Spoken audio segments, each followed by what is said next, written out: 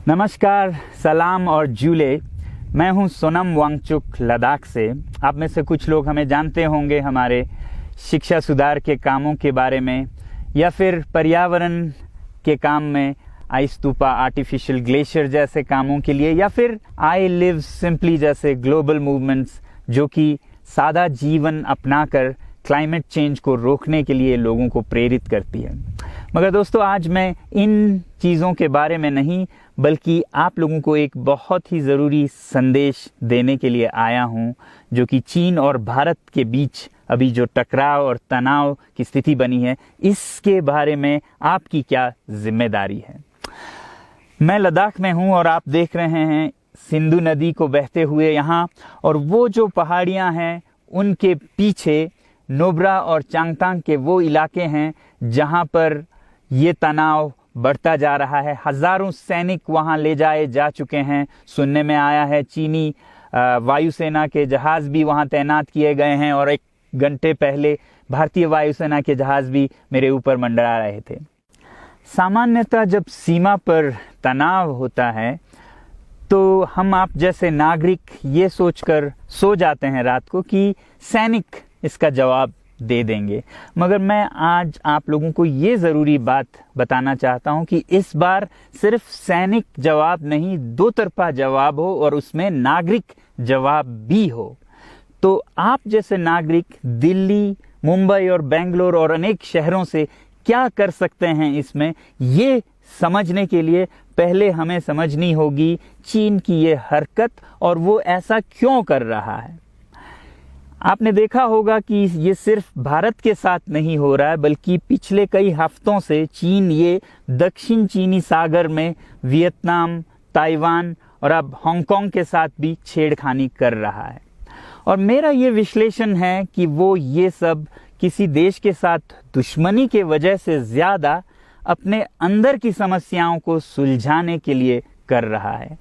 आज चीन को सबसे बड़ा डर है तो अपने जनता से डर है। उनकी 140 करोड़ की आबादी, जो कि एक बंधुआ मजदूर की तरह बिना मानवाधिकारों के चीनी तानाशाह सरकार के लिए काम करते हैं और उसे धनी बनाते हैं। जब वो नाराज हो जाए तो फिर एक क्रांति की सी परिस्थिति बन पड़ती है, और इससे चीन बहुत डरता है।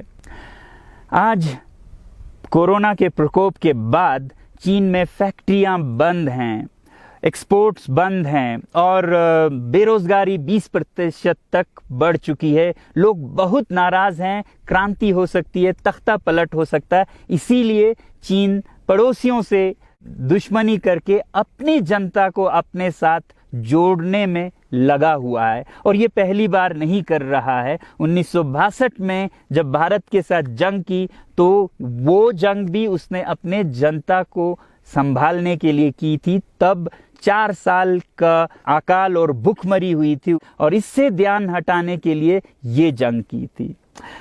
चीन के लिए अपनी जीडीपी और जो खुशहाली है उसे बढ़ाते रहना बहुत ही ज़रूरी है, और जिस दिन जीडीपी घट जाए वहाँ की जनता क्रांति के लिए तैयार है। मैं तो कहता हूँ कि इस बार भारत की बुलेट पावर से भी ज़्यादा वॉलेट पावर काम आएगी। जो नागरिक पैसा खर्चते हैं चीन के सामान को खरीदने में, ज़रा सोचिए, हम आप भारतीय उद्योग को मारकर चीन से मूर्तियों से कपड़ों तक हर साल 5 लाख करोड़ के सामान खरीदते हैं, और फिर यह पैसा आगे जाकर हमारे सीमा पर हथियार और बंदूक बनकर हमारे सैनिकों के मौत का कारण बन सकती हैं। तो इसलिए अगर हमारे देश के 130 करोड़ लोग और 3 करोड़ जो भारतीय बाहर के देशों में हैं, सब मिलकर भारत में और बल्कि दुनिया भर में एक boycott made in China movement या अभियान शुरू करते हैं, तो आज दुनिया भर में चीन के प्रति रोष है।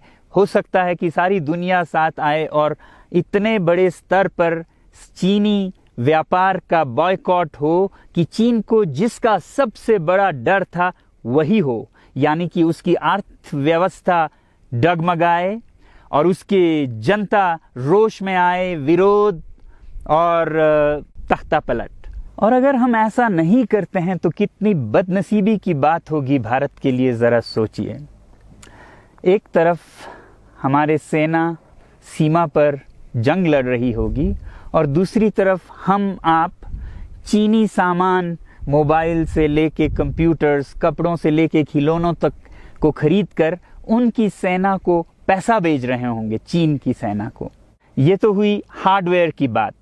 दूसरी तरफ हमारी युवा चीनी सॉफ्टवेयर, एप्स, गेम्स जैसे टिकटॉक, शेयरिट, इन सब में मस्त, उन्हें दूसरी तरफ से करोड़ों करोड़ों का पैसा भेज रहे होंगे। तो इसलिए बहुत ज़रूरी है कि हम एक नागरिक जवाब ज़रूर दें और इसे एक अभियान बनाएं, ग्लोबल मूवमेंट की तरह। ये बॉयकॉट मेड इन चाइना का जो अभियान है वो भारत के लिए भी एक वरदान साबित होगी। जैसा कि हमारे प्रधानमंत्री ने एक विजन हमें दिया था स्वावलंबन का, सेल्फ रिलायंस, वो तब हो सकता है जब हमारे अपने उद्योग फलें फूलें। और जब हम बॉयकॉट करते हैं इन सामान का तो अपने देश के उद्योग का, उत्पाद का हम प्रयोग करेंगे और उससे मजदूरों को रोजगारी मिलेगी और सारा देश खुशहाल होगा। बजट होगा कि हम और अच्छी तरह से टक्कर ले सकें सीमा पर भी। तो इसके लिए मैं आप लोगों से अपील करता हूं कि जहां तक ऐप्स और सॉफ्टवेयर की बात है तो हमारे युवाओं को एक हफ्ते में उन्हें अनइंस्टॉल करना चाहिए। Boycott made in China, software in a week and hardware in a year.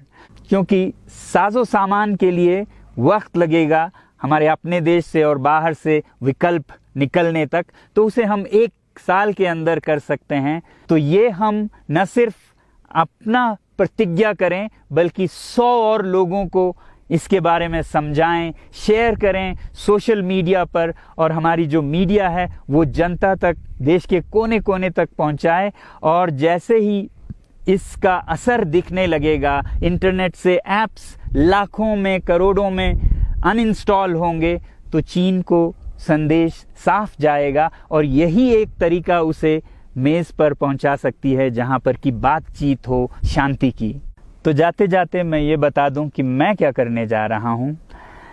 इस फ़ोन पर जो भी चीनी ऐप्स हैं उन्हें तो मैं 1 हफ्ते में हटा रहा हूं, बल्कि ये फ़ोन जो कि चीन में बना है इसे भी मैं 1 हफ्ते में अपनी ज़िंदगी से अलग कर रहा हूं। और 1 साल के अंदर हर वो चीज़ जिस पे मेड इन चाइना लिखा है उसे ज़िंदगी से निकालने जा रहा हूं।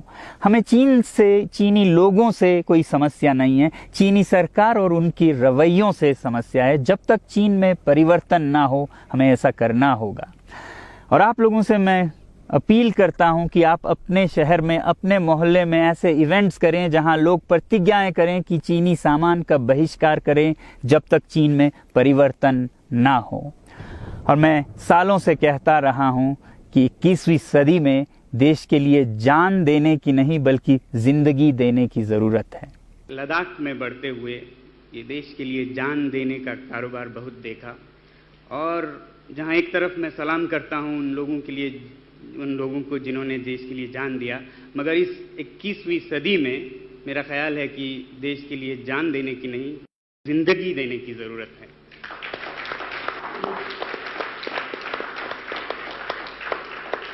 तो आप भी निभाइएगा अपना रोल। जय हिंद।